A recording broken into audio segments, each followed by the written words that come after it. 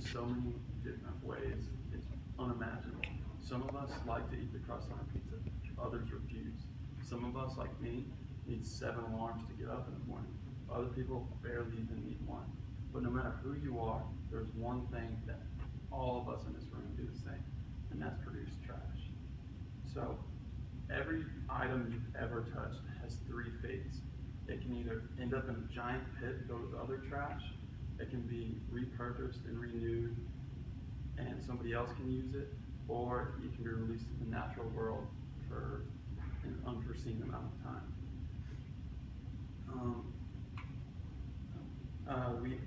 So today I'm going to tell you guys about where the trash cans here in Lubbock and on Texas Tech takes our trash, as well as abroad, and some recycled materials y'all might not think about, and also the dangers of littering. So we all use trash cans, but most of us don't realize how often we do or how much we actually put in. So a study done by Duke University's Center for Sustainability says that in 1960, the average person only produced 1.5 pounds of trash. And that's really not that much at all. But 60 years later, almost 60 years later down the road today, we now produce 3 times that, and we produce 4.5 pounds of trash per day. Which, in the grand scheme of things, it doesn't seem like that much. 4.5 pounds for a whole person a day, it's really not that bad. But then whenever you think about that, multiplied across 300 million people across the US, times an entire year, that 4.5 pounds really starts to add up fast.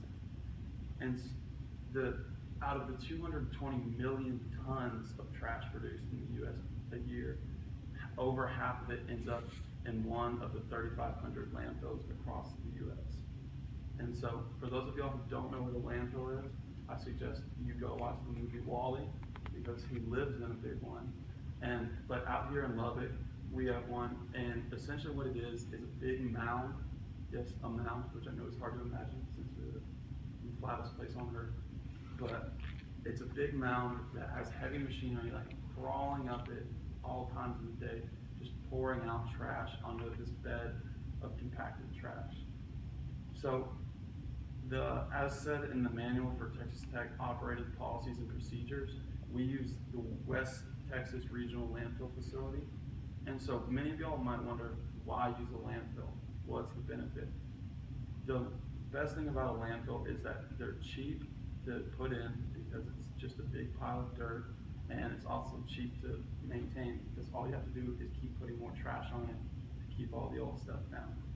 In the same manual, it said that it only costs $32 per ton of waste disposed in this landfill, which is extremely cheap for how much trash that actually is.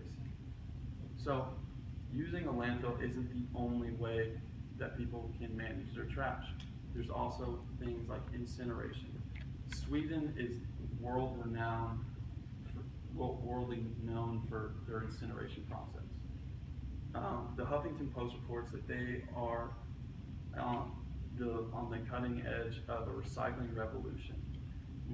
They earn this title because less than 1% of their entire trash ends up in a landfill, and over half of that is used for heating and energy for their citizens.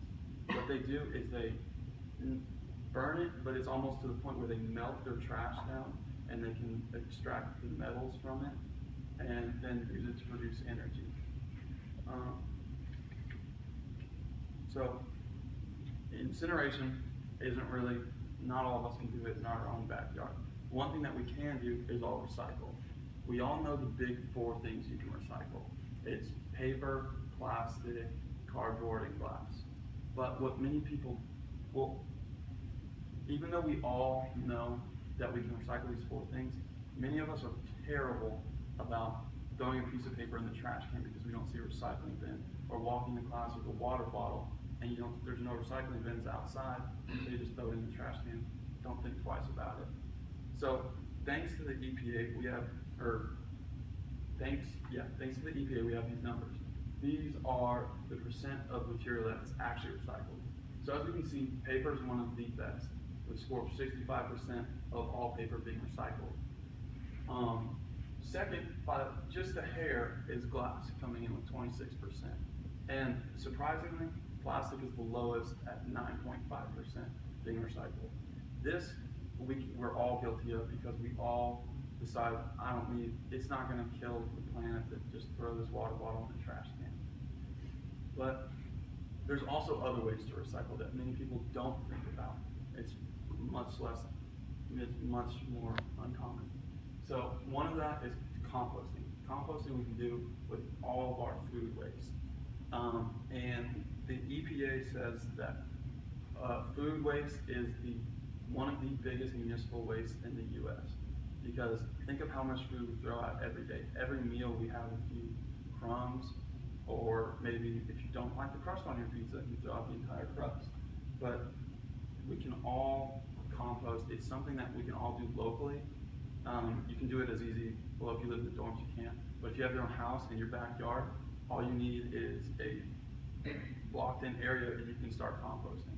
You can use the compost to return nutrients to the soil if you're trying to grow something, and it essentially is just a free fertilizer for you.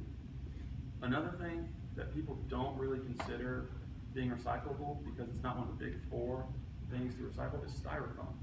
We use styrofoam so much. Whenever you get a new TV, a new fridge, anything, it's covered in styrofoam. And many of us, like I was guilty of it, we just throw it away and don't think twice about it.